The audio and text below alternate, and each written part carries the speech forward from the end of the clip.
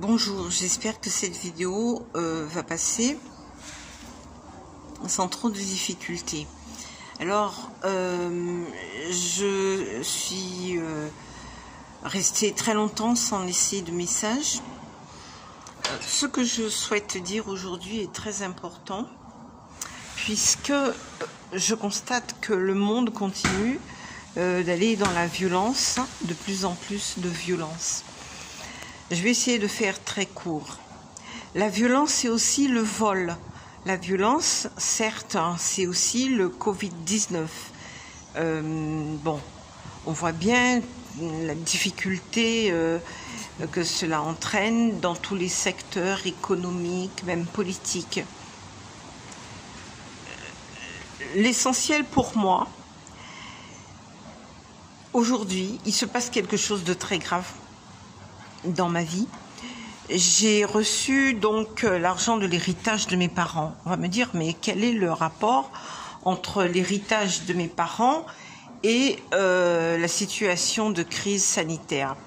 Eh bien, je croyais que le Covid-19 devait nous permettre d'avoir une situation, un renouveau, n'est-ce pas?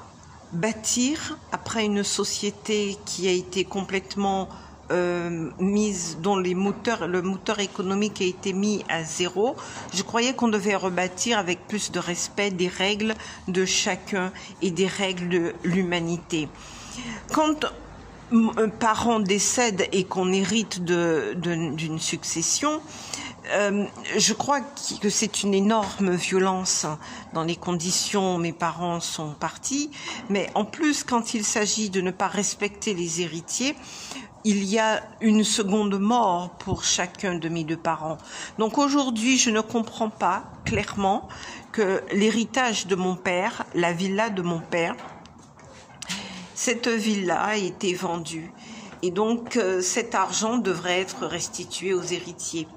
La seule chose qu'on m'a restituée, c'est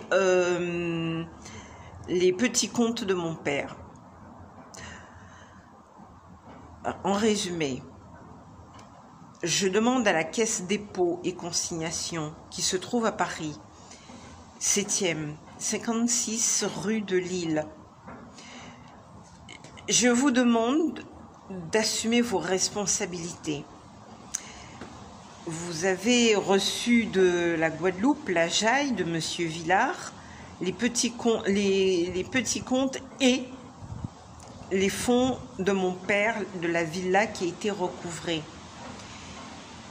Aujourd'hui, vous m'avez réglé, je vous remercie, les petits comptes, ma part. Mais Monsieur Villard, soit les fonds qu'il a envoyés dans l'avion, une partie de ces comptes sont partis dans les champs de Cannes, ou au fond de l'océan, puisque la preuve, je l'exprime de la sorte. En 2018, Madame Joharam du Crédit Agricole Petit Pérou Abîme en Guadeloupe me confirme deux choses, qu'elle garde les petits comptes de mon père, dont tout le monde a l'état, d'accord, même moi. Donc c'est connu, inactif, mais connu. Elle les garde et elle me demande de contacter un notaire. Elle me dit, nous avons reçu une somme importante, substantielle, qu'il va falloir aller chercher au niveau de la Caisse dépôt et consignation à la Jaille. C'était Monsieur Vagao Terry. Chose assez étonnante entre-temps, c'est passé BPI, Monsieur Vagao est parti.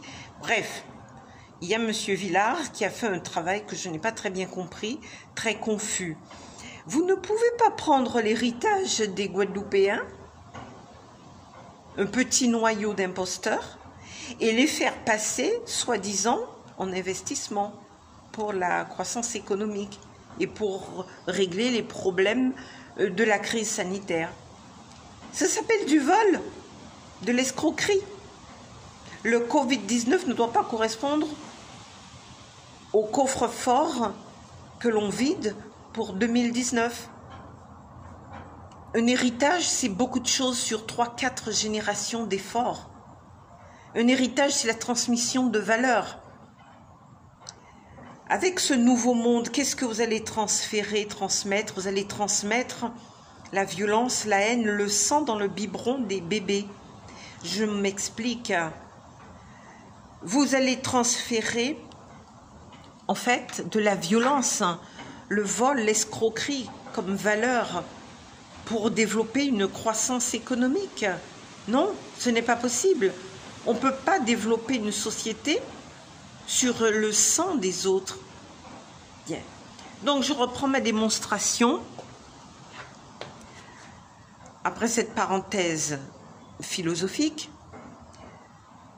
Donc, Monsieur Vagao me reçoit, Thierry Vagao, en 2018, le 14 juin 2018. Il me reçoit à la Caisse dépôt et consignation à la Jaille. Quand il me reçoit, ce monsieur, il vérifie mon nom, le nom de la personne dont on recherche les fonds, et il trouve une correspondance. Mais je viens de sortir du Crédit Agricole qui a gardé les petits comptes de mon père, Paul Cyril Théodard. Je m'appelle Cyril Claudine Romain. Donc, quand il trouve une correspondance, il s'agit d'une autre catégorie de fonds. Et il me dit d'aller donc sur un ordinateur et de faire une recherche. C'est ce que j'ai fait. La recherche a confirmé une correspondance. Et cette correspondance donne un numéro de dossier 18 47 53 qui a été annulé parce que je savais qu'il y avait des voleurs, donc je n'ai pas poursuivi. Mais avec le Covid-19, j'ai été obligée de créer un autre dossier en 2020 et on m'a donc soldé les petits comptes. Mais il manque l'argent de la villa de mon père. Le Covid-19 ne cautionne pas le vol de l'héritage des citoyens pour rebâtir. C'est avec l'intelligence qu'on rebâtit, le Saint-Esprit qui doit nous y aider. Donc, il y a une correspondance. Donc, nous sommes en 2018. Il y a Madame Joharam, qui garde les petits comptes de mon papa. 2, au Crédit Agricole, je précise, à Petit Pérou, à Bim. 2, il y a Monsieur Thierry Vagao, qui trouve à la Caisse dépôt et consignation une correspondance. Donc, ce ne sont pas les petits comptes. On lui a transféré les petits comptes qu'en 2019. Donc, il s'agit bien d'autres fonds. Et la villa de mon père, à peu près 180 000 €. Bon. Et donc, troisièmement, je me rends dans un cyber, je fais une recherche qui a une correspondance et on m'autorise à ouvrir un compte. J'échange avec eux, mais je laisse fermer le compte. Alors, pourquoi aujourd'hui j'ai refait un autre compte? Et cet autre dossier, 244 164, me donne que les petits comptes de mon père.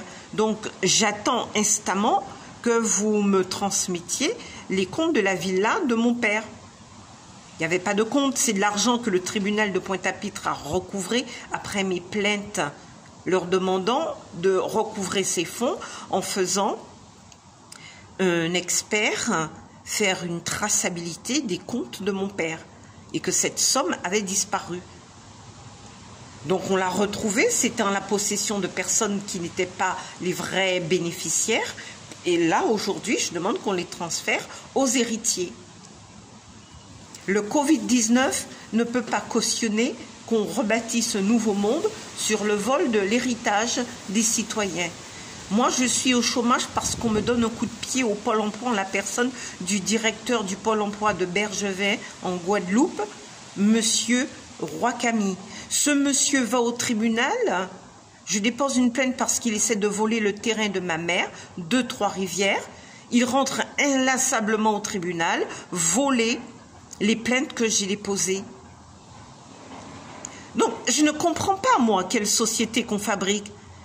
Eh bien, pour le terrain de Trois-Rivières de ma mère, ils rentrent aux impôts, ils font des tours de passe-passe et ils décrètent que le terrain appartient à quelqu'un d'autre. quand est-ce que la loi va valoir pleinement sa place dans la société démocratique?